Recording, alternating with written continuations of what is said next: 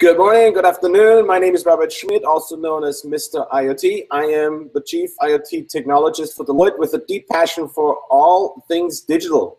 This week on Coffee with Mr. IoT, I am talking with Sean Peasley, a partner in Deloitte, and specifically a partner in our cyber risk practice. Sean, good morning. It's so great to have you. How are you doing? Good morning. How are you? Good. Are we secure, Sean? Well, that's a very tough question to answer.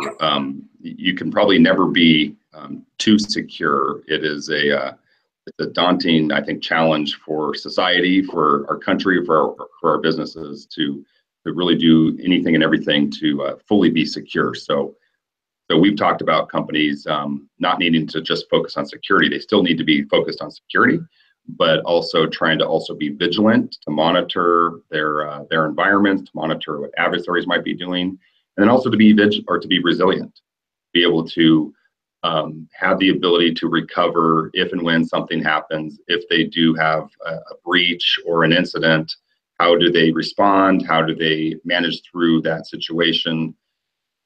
Because those can be concerning to many of their stakeholders.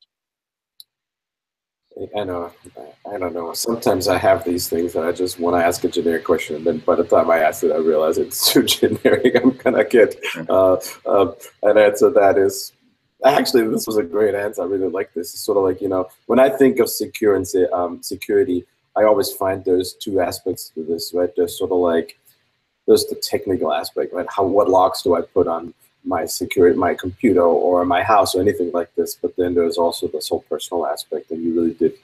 I get this whole thing about knowing who wants to go after, being vigilant, and also being resilient. What happens if something happens? Yeah, so Sean, you've been. We talk about IoT security a lot. Security, I hear a lot, and everybody asks me. I don't know. I go around and I think all things will be connected eventually, and people say, well, but why is it not happening yet? And so then often the answer is, well, security is a hindrance. You wrote a paper 2 years ago about IoT security. Tell us a little bit, what's changed in the last 2 years? What's still in the way for IoT really taking off in terms of security? I just love to hear your thoughts around the status today of security and the Internet of Things. Sure. So I think fundamentally, when we look at securing the IoT and safeguarding the IoT, the stakes have changed a little bit in the last couple of years. As we look at connecting our lives, as we look at connecting products and trying to improve users' experiences, consumers' experiences, the stakes are a little different maybe than they have been in the past. If somebody gets breached and they lose certain personal information, that's a little different than if something occurs and it could be a potential impact to life or safety, right? So whether you're in a connected vehicle, an autonomous vehicle, and if something bad happens and somebody can take over that vehicle, and possibly injure the passengers, that's a lot different than if they steal, our financial data, right? And so I think that's a consideration that we have to think about. I think that's also looking at, maybe the privacy of what consumers do, right? So as we are collecting all this information through IoT devices, there's massive amounts of data, and it changes from just maybe transaction financial information to be more behavioral. And so I think people understand that, and some folks are concerned with what are people going to do with that data, especially if it might have implications on a consumer or what others might do with that data, whether it's the companies that collecting the data or maybe adversaries that might be trying to use that data for nefarious purposes. So I think in the last year or so, or last couple of years, there's definitely been a proliferation of IoT devices, the type of data that we're collecting, but there's also been some high visibility attacks, right? There was an attack about a year ago where adversaries utilized the internet and IoT devices to create a denial of service attack.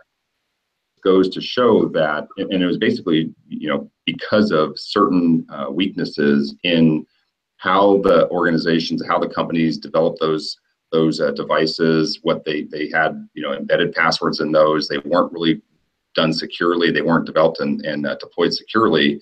And adversaries will take advantage of that and perform things like a denial of service attack, or worse, maybe try to take over a device and do things that could affect life, safety, or other aspects.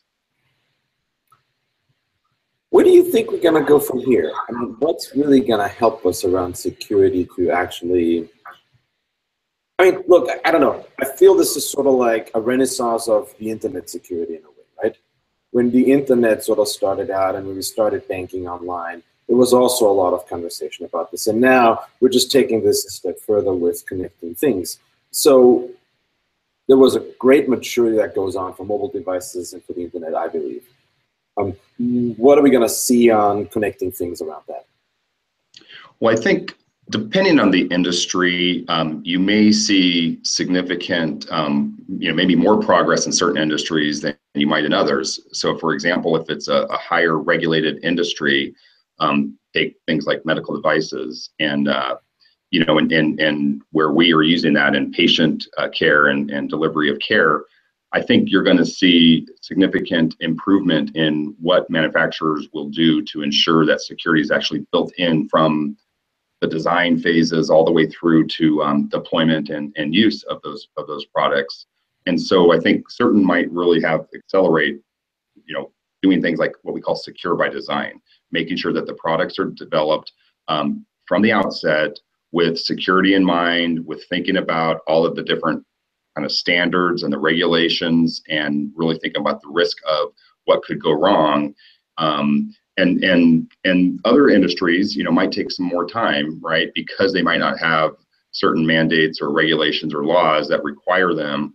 But I think, consumers will definitely at the end of the day, say that they're going to demand aspects of security if companies are developing products that aren't secure and that will likely become known. Then that will affect their revenue streams and their ability to lead in that market space. So I think one aspect of the regulations, the other aspects of consumers are expecting these things to be secure, and making sure that companies are really reacting to that and hopefully developing the programs to do that from the outset. And then also as the data is created and it's managed, and we're using cloud environments and using mobile applications, knowing that adversaries will try to look at what the weakest link might be to exploit that, they will have to consider that whole ecosystem, right? It won't just be the product itself, but it'll be how we're taking that data, how we're transmitting it. Are we doing it securely? Are we encrypting that? Are we storing it securely? Are we utilizing the capabilities that a cloud provider might have in terms of they're offering, and making sure that ecosystem of the of the product is operated in a secure manner and really reducing those risks. Yeah, I mean, it's interesting to talk about that. And when I think of this, one of the things that's probably a little different with IoT is that, in the internet times, or if you think of the internet, there's often one-to-one, right? There's you on the one side and there's a partner on the other side, and maybe there's a pipe in between. But it's not as wide, there's not as many parties involved. So my thing, when people ask me, the first thing I always say is surround yourself with people that you trust and that their trust programs, right? Because you're just a part of that ecosystem in a way, right? If I have I have great blogs, I really watch out who goes after me, so I'm really vigilant, and I have a great program, but another part of my ecosystem isn't as vigilant or as resilient or as safe, then I'm still at risk, right? Yeah, definitely. And we talk about things like the attack surface. I think some of your past discussions have talked about things like the attack surface has expanded, exponentially, and we've got to look at all aspects of that. And so it's the things that the company might develop in the product. It might be a third party that is processing certain aspects, or they're hosting certain aspects of your of your environment, of your ecosystem. And so you have to look at that in totality and apply appropriate risk management standards and security standards to that. When you look at security, it's not just about the locks, but it's about how do I access it? Do I access it securely? Do I actually secure the data in transit? Do I secure when I store it? Am I protecting that data? It's multiple layers of that security, and really trying to utilize many of those, to effectively reduce that risk. And then that vigilant piece is, can I monitor that environment? Can I look for what we call threat intelligence? Things that might be going on in the world that might be targeted to my industry or the types of data that we're creating and utilizing. Can I leverage that threat intelligence to know what might be happening in the environment? Or if something is an ongoing incident, can I really detect that as quick as possible and use that to really reduce the impact and to hopefully get to full operations without much of any impact to the business and or to the consumers? In case you're just joining us now, we're watching Coffee with Mr. IT. My name is Schmid, Deloitte's Chief IoT Technologist, and today I'm talking with Peasley, one of our risk and security partners. Sean and I work together on a variety of different IoT things. Sean, let me switch gears for a second. I want to ask you something that always fascinates me. So you spent all your time at work thinking about and working with clients about security, vigilant, resilience. What do you do at home? How does that manifest itself, what you do around your personal life? I mean, I do consider, I'm very interested in technology. I leverage technology. I have a connected vehicle. I was early in that life cycle. And but when I look at certain types of technologies and connected devices in the home, I do consider the companies that I would utilize, and whether where they store that data, whether I would be willing to purchase and to install that data. So I am definitely conscious, and I do have some connected things in the home. Also, kind of try to make sure that I'm vigilant personally about the security that I establish in my home, in my personal life, in terms of really using a lot of the things that I recommend to my clients, right? To make sure that I think about the security aspects of the environment, right? Of the wireless connected home, and having probably layers, maybe more layers than the normal consumer would have in their home, of security and security devices and security capabilities. So it's definitely a key consideration, and and I am probably a little more cautious than most people in totally adopting and totally implementing a lot of the different kind of IoT devices. It's a bit of a challenge for me because I am more of a little tech focused and centric, and but then I have that security side of me too, saying, okay, let's be a little careful here. Yeah, exactly. Exactly. It's the balance. I want the tank, but is it secure? Oh, yeah, I know, I get it. Do you have a plan for your family if you get hacked? Like, do you have a resilience plan? Yes. Yeah. No, we do planning. I do proactive things and measures to hopefully protect kind of personal data, financial data. Doing a lot of the standard hygiene things that we suggest that you do, especially given various events that have occurred over the last 6 months or so. So always looking at trying to improve upon that, trying to really have that good hygiene on a constant basis.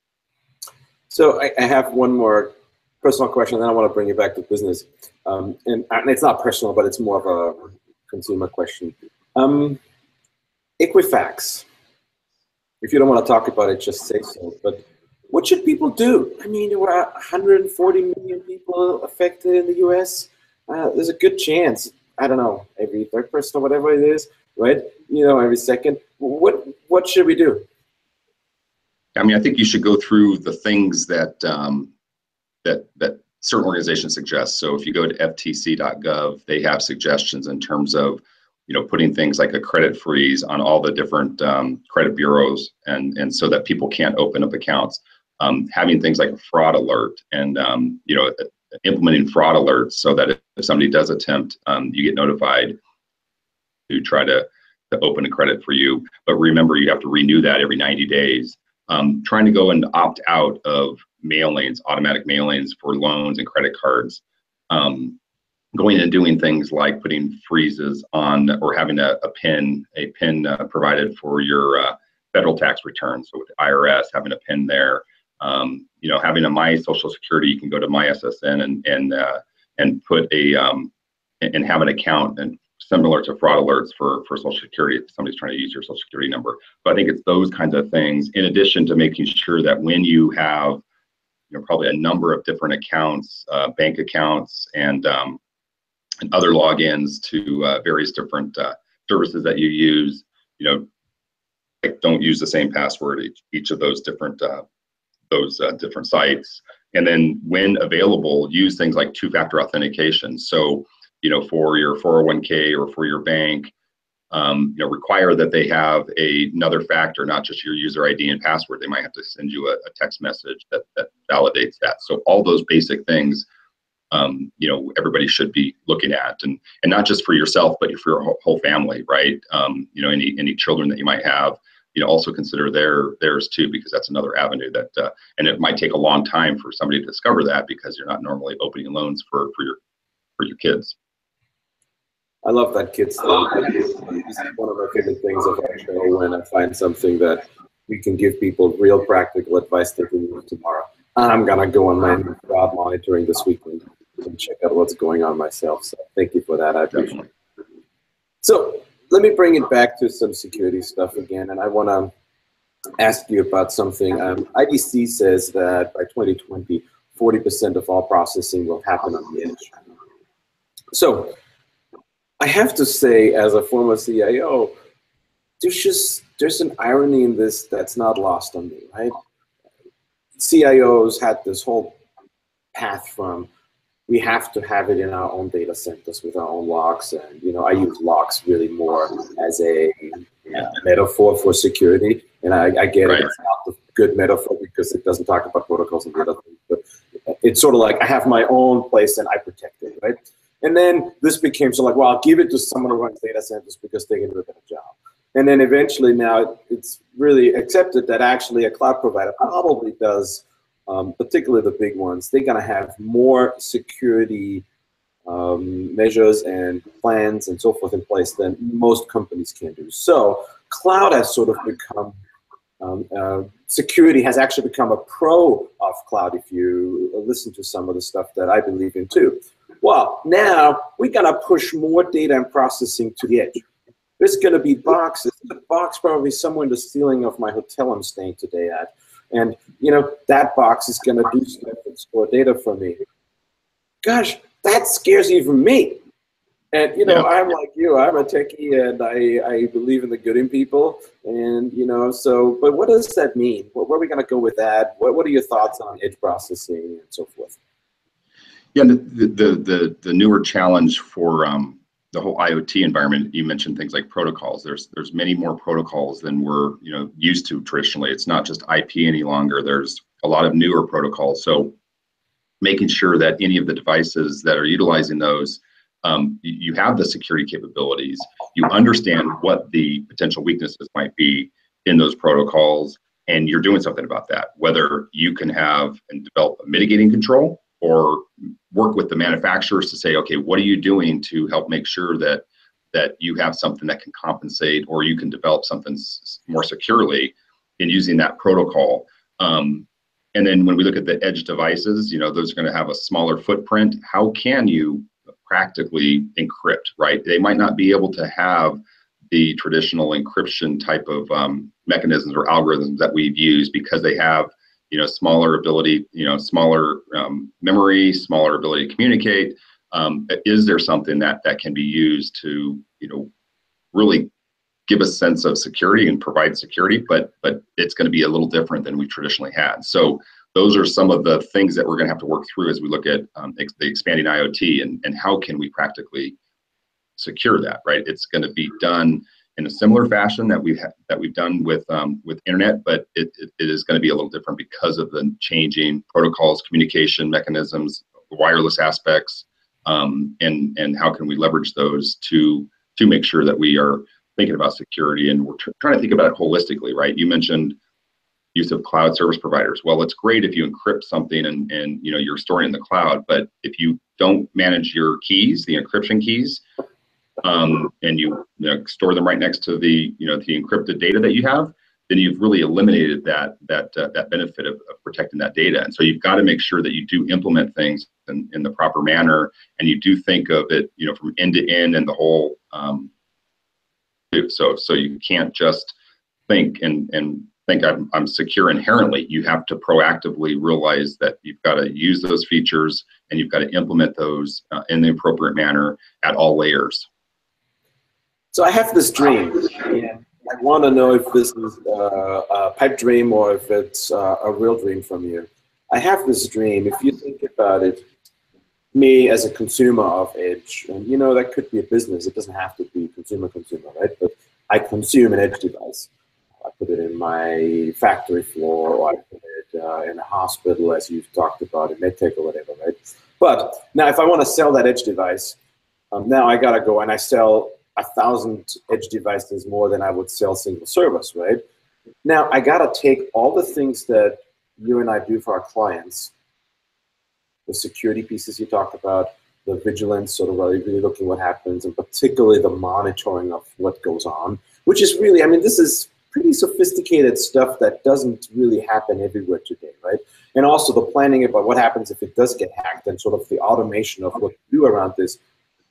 This has to actually become much more available and needs to be pushed out to all those edge devices. So in a way, I am hoping for economies of scale around all these different technologies, all these different processes that then, because there's so many more edge devices, are going to become available and actually make these edge devices secure by definition, because otherwise I can't sell 1,000 of those versus one server. Is that a pipe dream or is that real? No, I think there is the potential. We have to drive the cost of what it's going to take to secure those edge devices too down, right? So,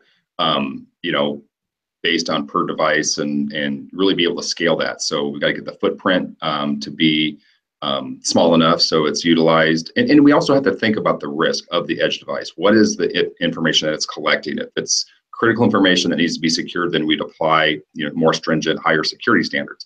If it's other data that might not be as high risk or as important to the organization, then we shouldn't necessarily apply that same level of security, totally tightened down. But we do need to think of it from a risk standpoint and what is the nature of the purpose of that edge device, right? What is it collecting? How important is it in the environment? And then, at some point, hopefully being able to develop the ability to predict if we see some anomalous behavior. Can we predict something? Should we take it offline because it might affect the overall ecosystem?